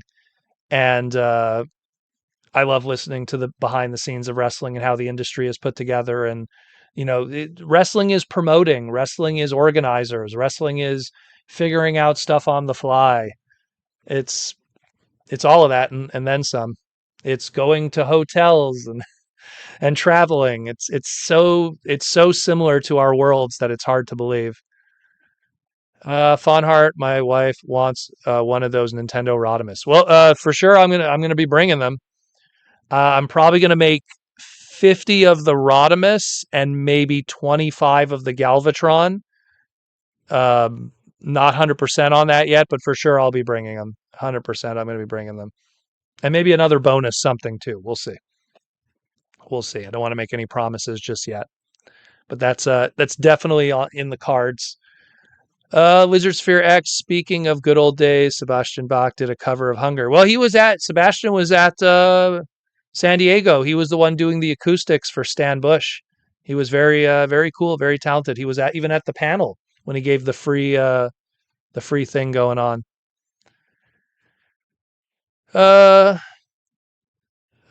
Ninjatron says, I use Winamp and do the exact same thing. Yeah. I mean, when you're someone like me and Ninjatron, you're probably the same.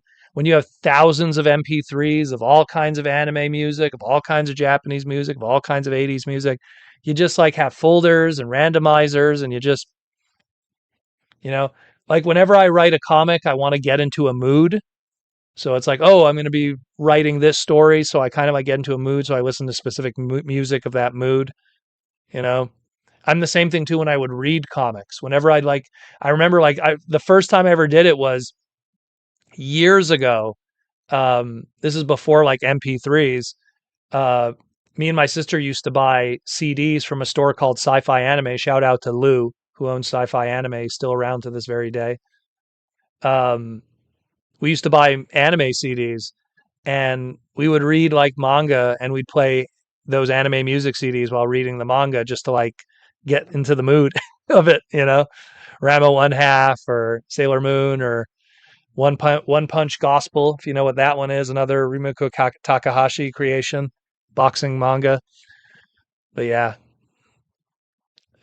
James Hopkins, Sirius XM channel 47. I'm unfamiliar with that. I don't have Sirius, unfortunately. I just everything's online with me.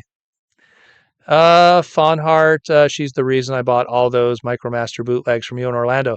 Well, those were a hit. Like Fawnhart, honestly, like those were a last second thing.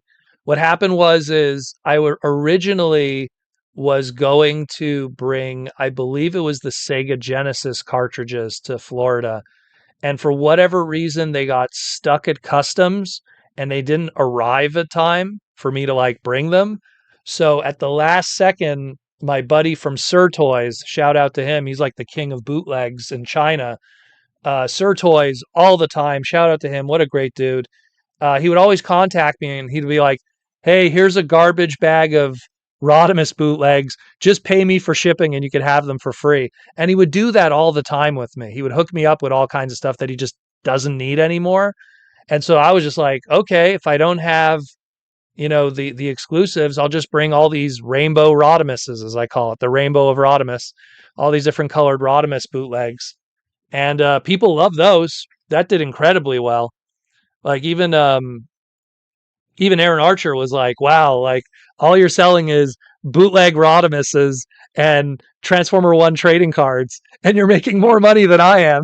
It was hilarious, but it was fun. Again, it was the Transformer One trading cards were hot at the time, and the Rodimuses are novel. They're cool. So selling those at $5 a piece, no joke. I think I brought like 200 of them of every color of the rainbow. So at $5 a piece, that added up very quickly. And the trading cards range between $5 and $20. So those also sold very well. So we did well. We did well. My rule always is go into TFCon and then leave it still in the green. Meaning like even if you bought stuff at the show, you still are in the green. Like you still made more money than you spent. That's always my rule with TFCon. Go there, make some money, but also be in the green. That way, like when you come back, you're like, oh, I made money from my vacation. And that's probably how, I'm able to enjoy this craziness because I always make money from my hobby. Always make money. But that's how the way I think. Yeah, a lot of Japanese doujin albums, indie albums, yeah, or independent. Uh and video game music covers. Oh God, I have tons of music covers. Oh my goodness. Video game music covers. Kidding. If you're a Mega Man fan, how do you not have a billion Mega Man music covers? I used to watch him Saturday morning, and you were afraid of him. Really, you were afraid of Big Boss Man? I never was afraid of anyone in wrestling. And it's funny because, like, no joke, like, I don't know if I've said this before. I think one of my first memories ever, like one of my earliest memories of life, like, no joke, was wrestling. That's like how, because my uncle was always watching NWA, later WCW, and WWF. So, like, some of my earliest memories are just sitting in the living room in my diapers as a baby, and Hulk Hogan's on the screen, from like the AWA, you know, like that's how far back that goes. So it's something where, man, like, I don't think I've ever been scared of anybody. The only thing in fiction I think that ever scared me as a kid, honestly, was Ed 209 from RoboCop. But no child should be watching that movie to begin with. But as an adult, I love Ed 209. It's like you challenge your fears, and now you love them. Now I love Ed 209 as a robot and a character, and so. But as a child, I was terrified of him.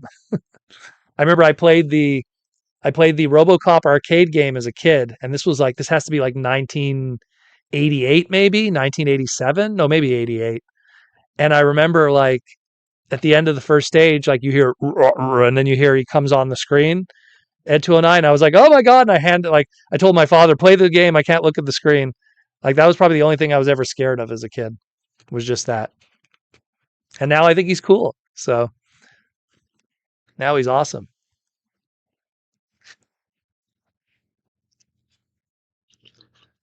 But yeah, big boss man from Cobb County. I wouldn't be scared of him. Wouldn't you be scared of Papa Shango? That would be someone to be more scared of.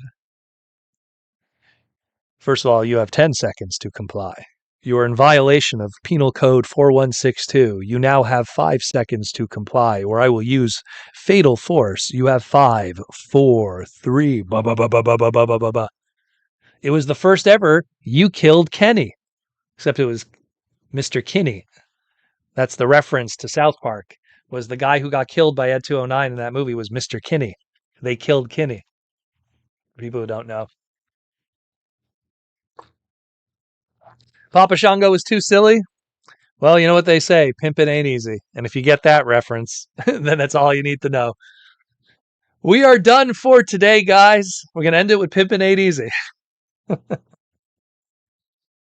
We are done for today on the Transformers Slag podcast. Saturday Night live stream. Once again, thank you for all the love and support. Everyone who came out to San Diego Comic-Con, all the, no joke, hundreds of people that came out for the autograph signing. It was crazy how many people showed up for that.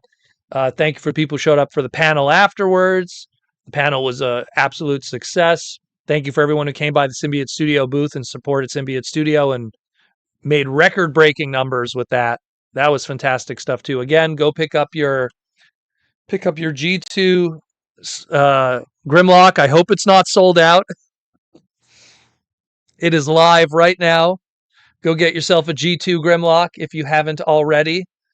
Only 50 available, probably less now because I know a few people in the chat already picked it up as of this live stream. So go check that out. And of course, same story. Let's go to the AMK Pro Powerplex. That is also live right now on Battersea Power Station Transformers. Throw it in your Google machine. Go get the Titan. Pre-order that right now too. Check that out, yo. Thank you for the Power team for letting me be involved in that and the very cool comics and stuff that you sent me. I like me a comic book. I always like me a comic book. You want to win over Proto Man, you just send him a nice comic book. They don't take a lot of space, and they're always cool. So check that out too. Along with Symbiote Studios, go check out Toy Armada with Aaron Archer, and go support Hasbro. Sure, they're a multi-billion-dollar Fortune 500 company, but the people that work there are bosses, and they're awesome. Again, shout out to Nate. Shout out to Evan. Shout out to Mark. Mark couldn't make it to San Diego. He has 2 little ones that he's taking care of right now. So, Mark, shame you couldn't make it. Shout out to them. Shout out to Brian from Nacelle. Wish you all the best, my man, with your latest projects, with the toys that made us, the music that made us, the movies that made us, the vehicles that made us, and all your other that made us that you're working on, and your future toy endeavors. I'll see you next year, my friend. And thanks to everyone else. I hope I'm not forgetting nobody, the Symbiote crew, and everyone. I'm out of here. Take care of yourself, your friends, your family, your loved ones. The world is an awesome place with tons of cool stuff. Ignore the negativity, ignore the stupidity, ignore all the stupid stuff that are to distract you from the cool stuff that is out there. Don't let anyone ever tell you what to do. Do what makes you happy. And trust me, 9 times out of 10, it usually works out for the best. I'm out of here, as always. And as always, too, next week is going to be Otakuthon, so there might be a late live stream. I'll keep you posted on that. Check out the individual segments Monday going into Thursday, and we'll keep you posted on that. Otherwise, I'm Proto Man. This is the Transformer Slag Podcast, and as always, roll out.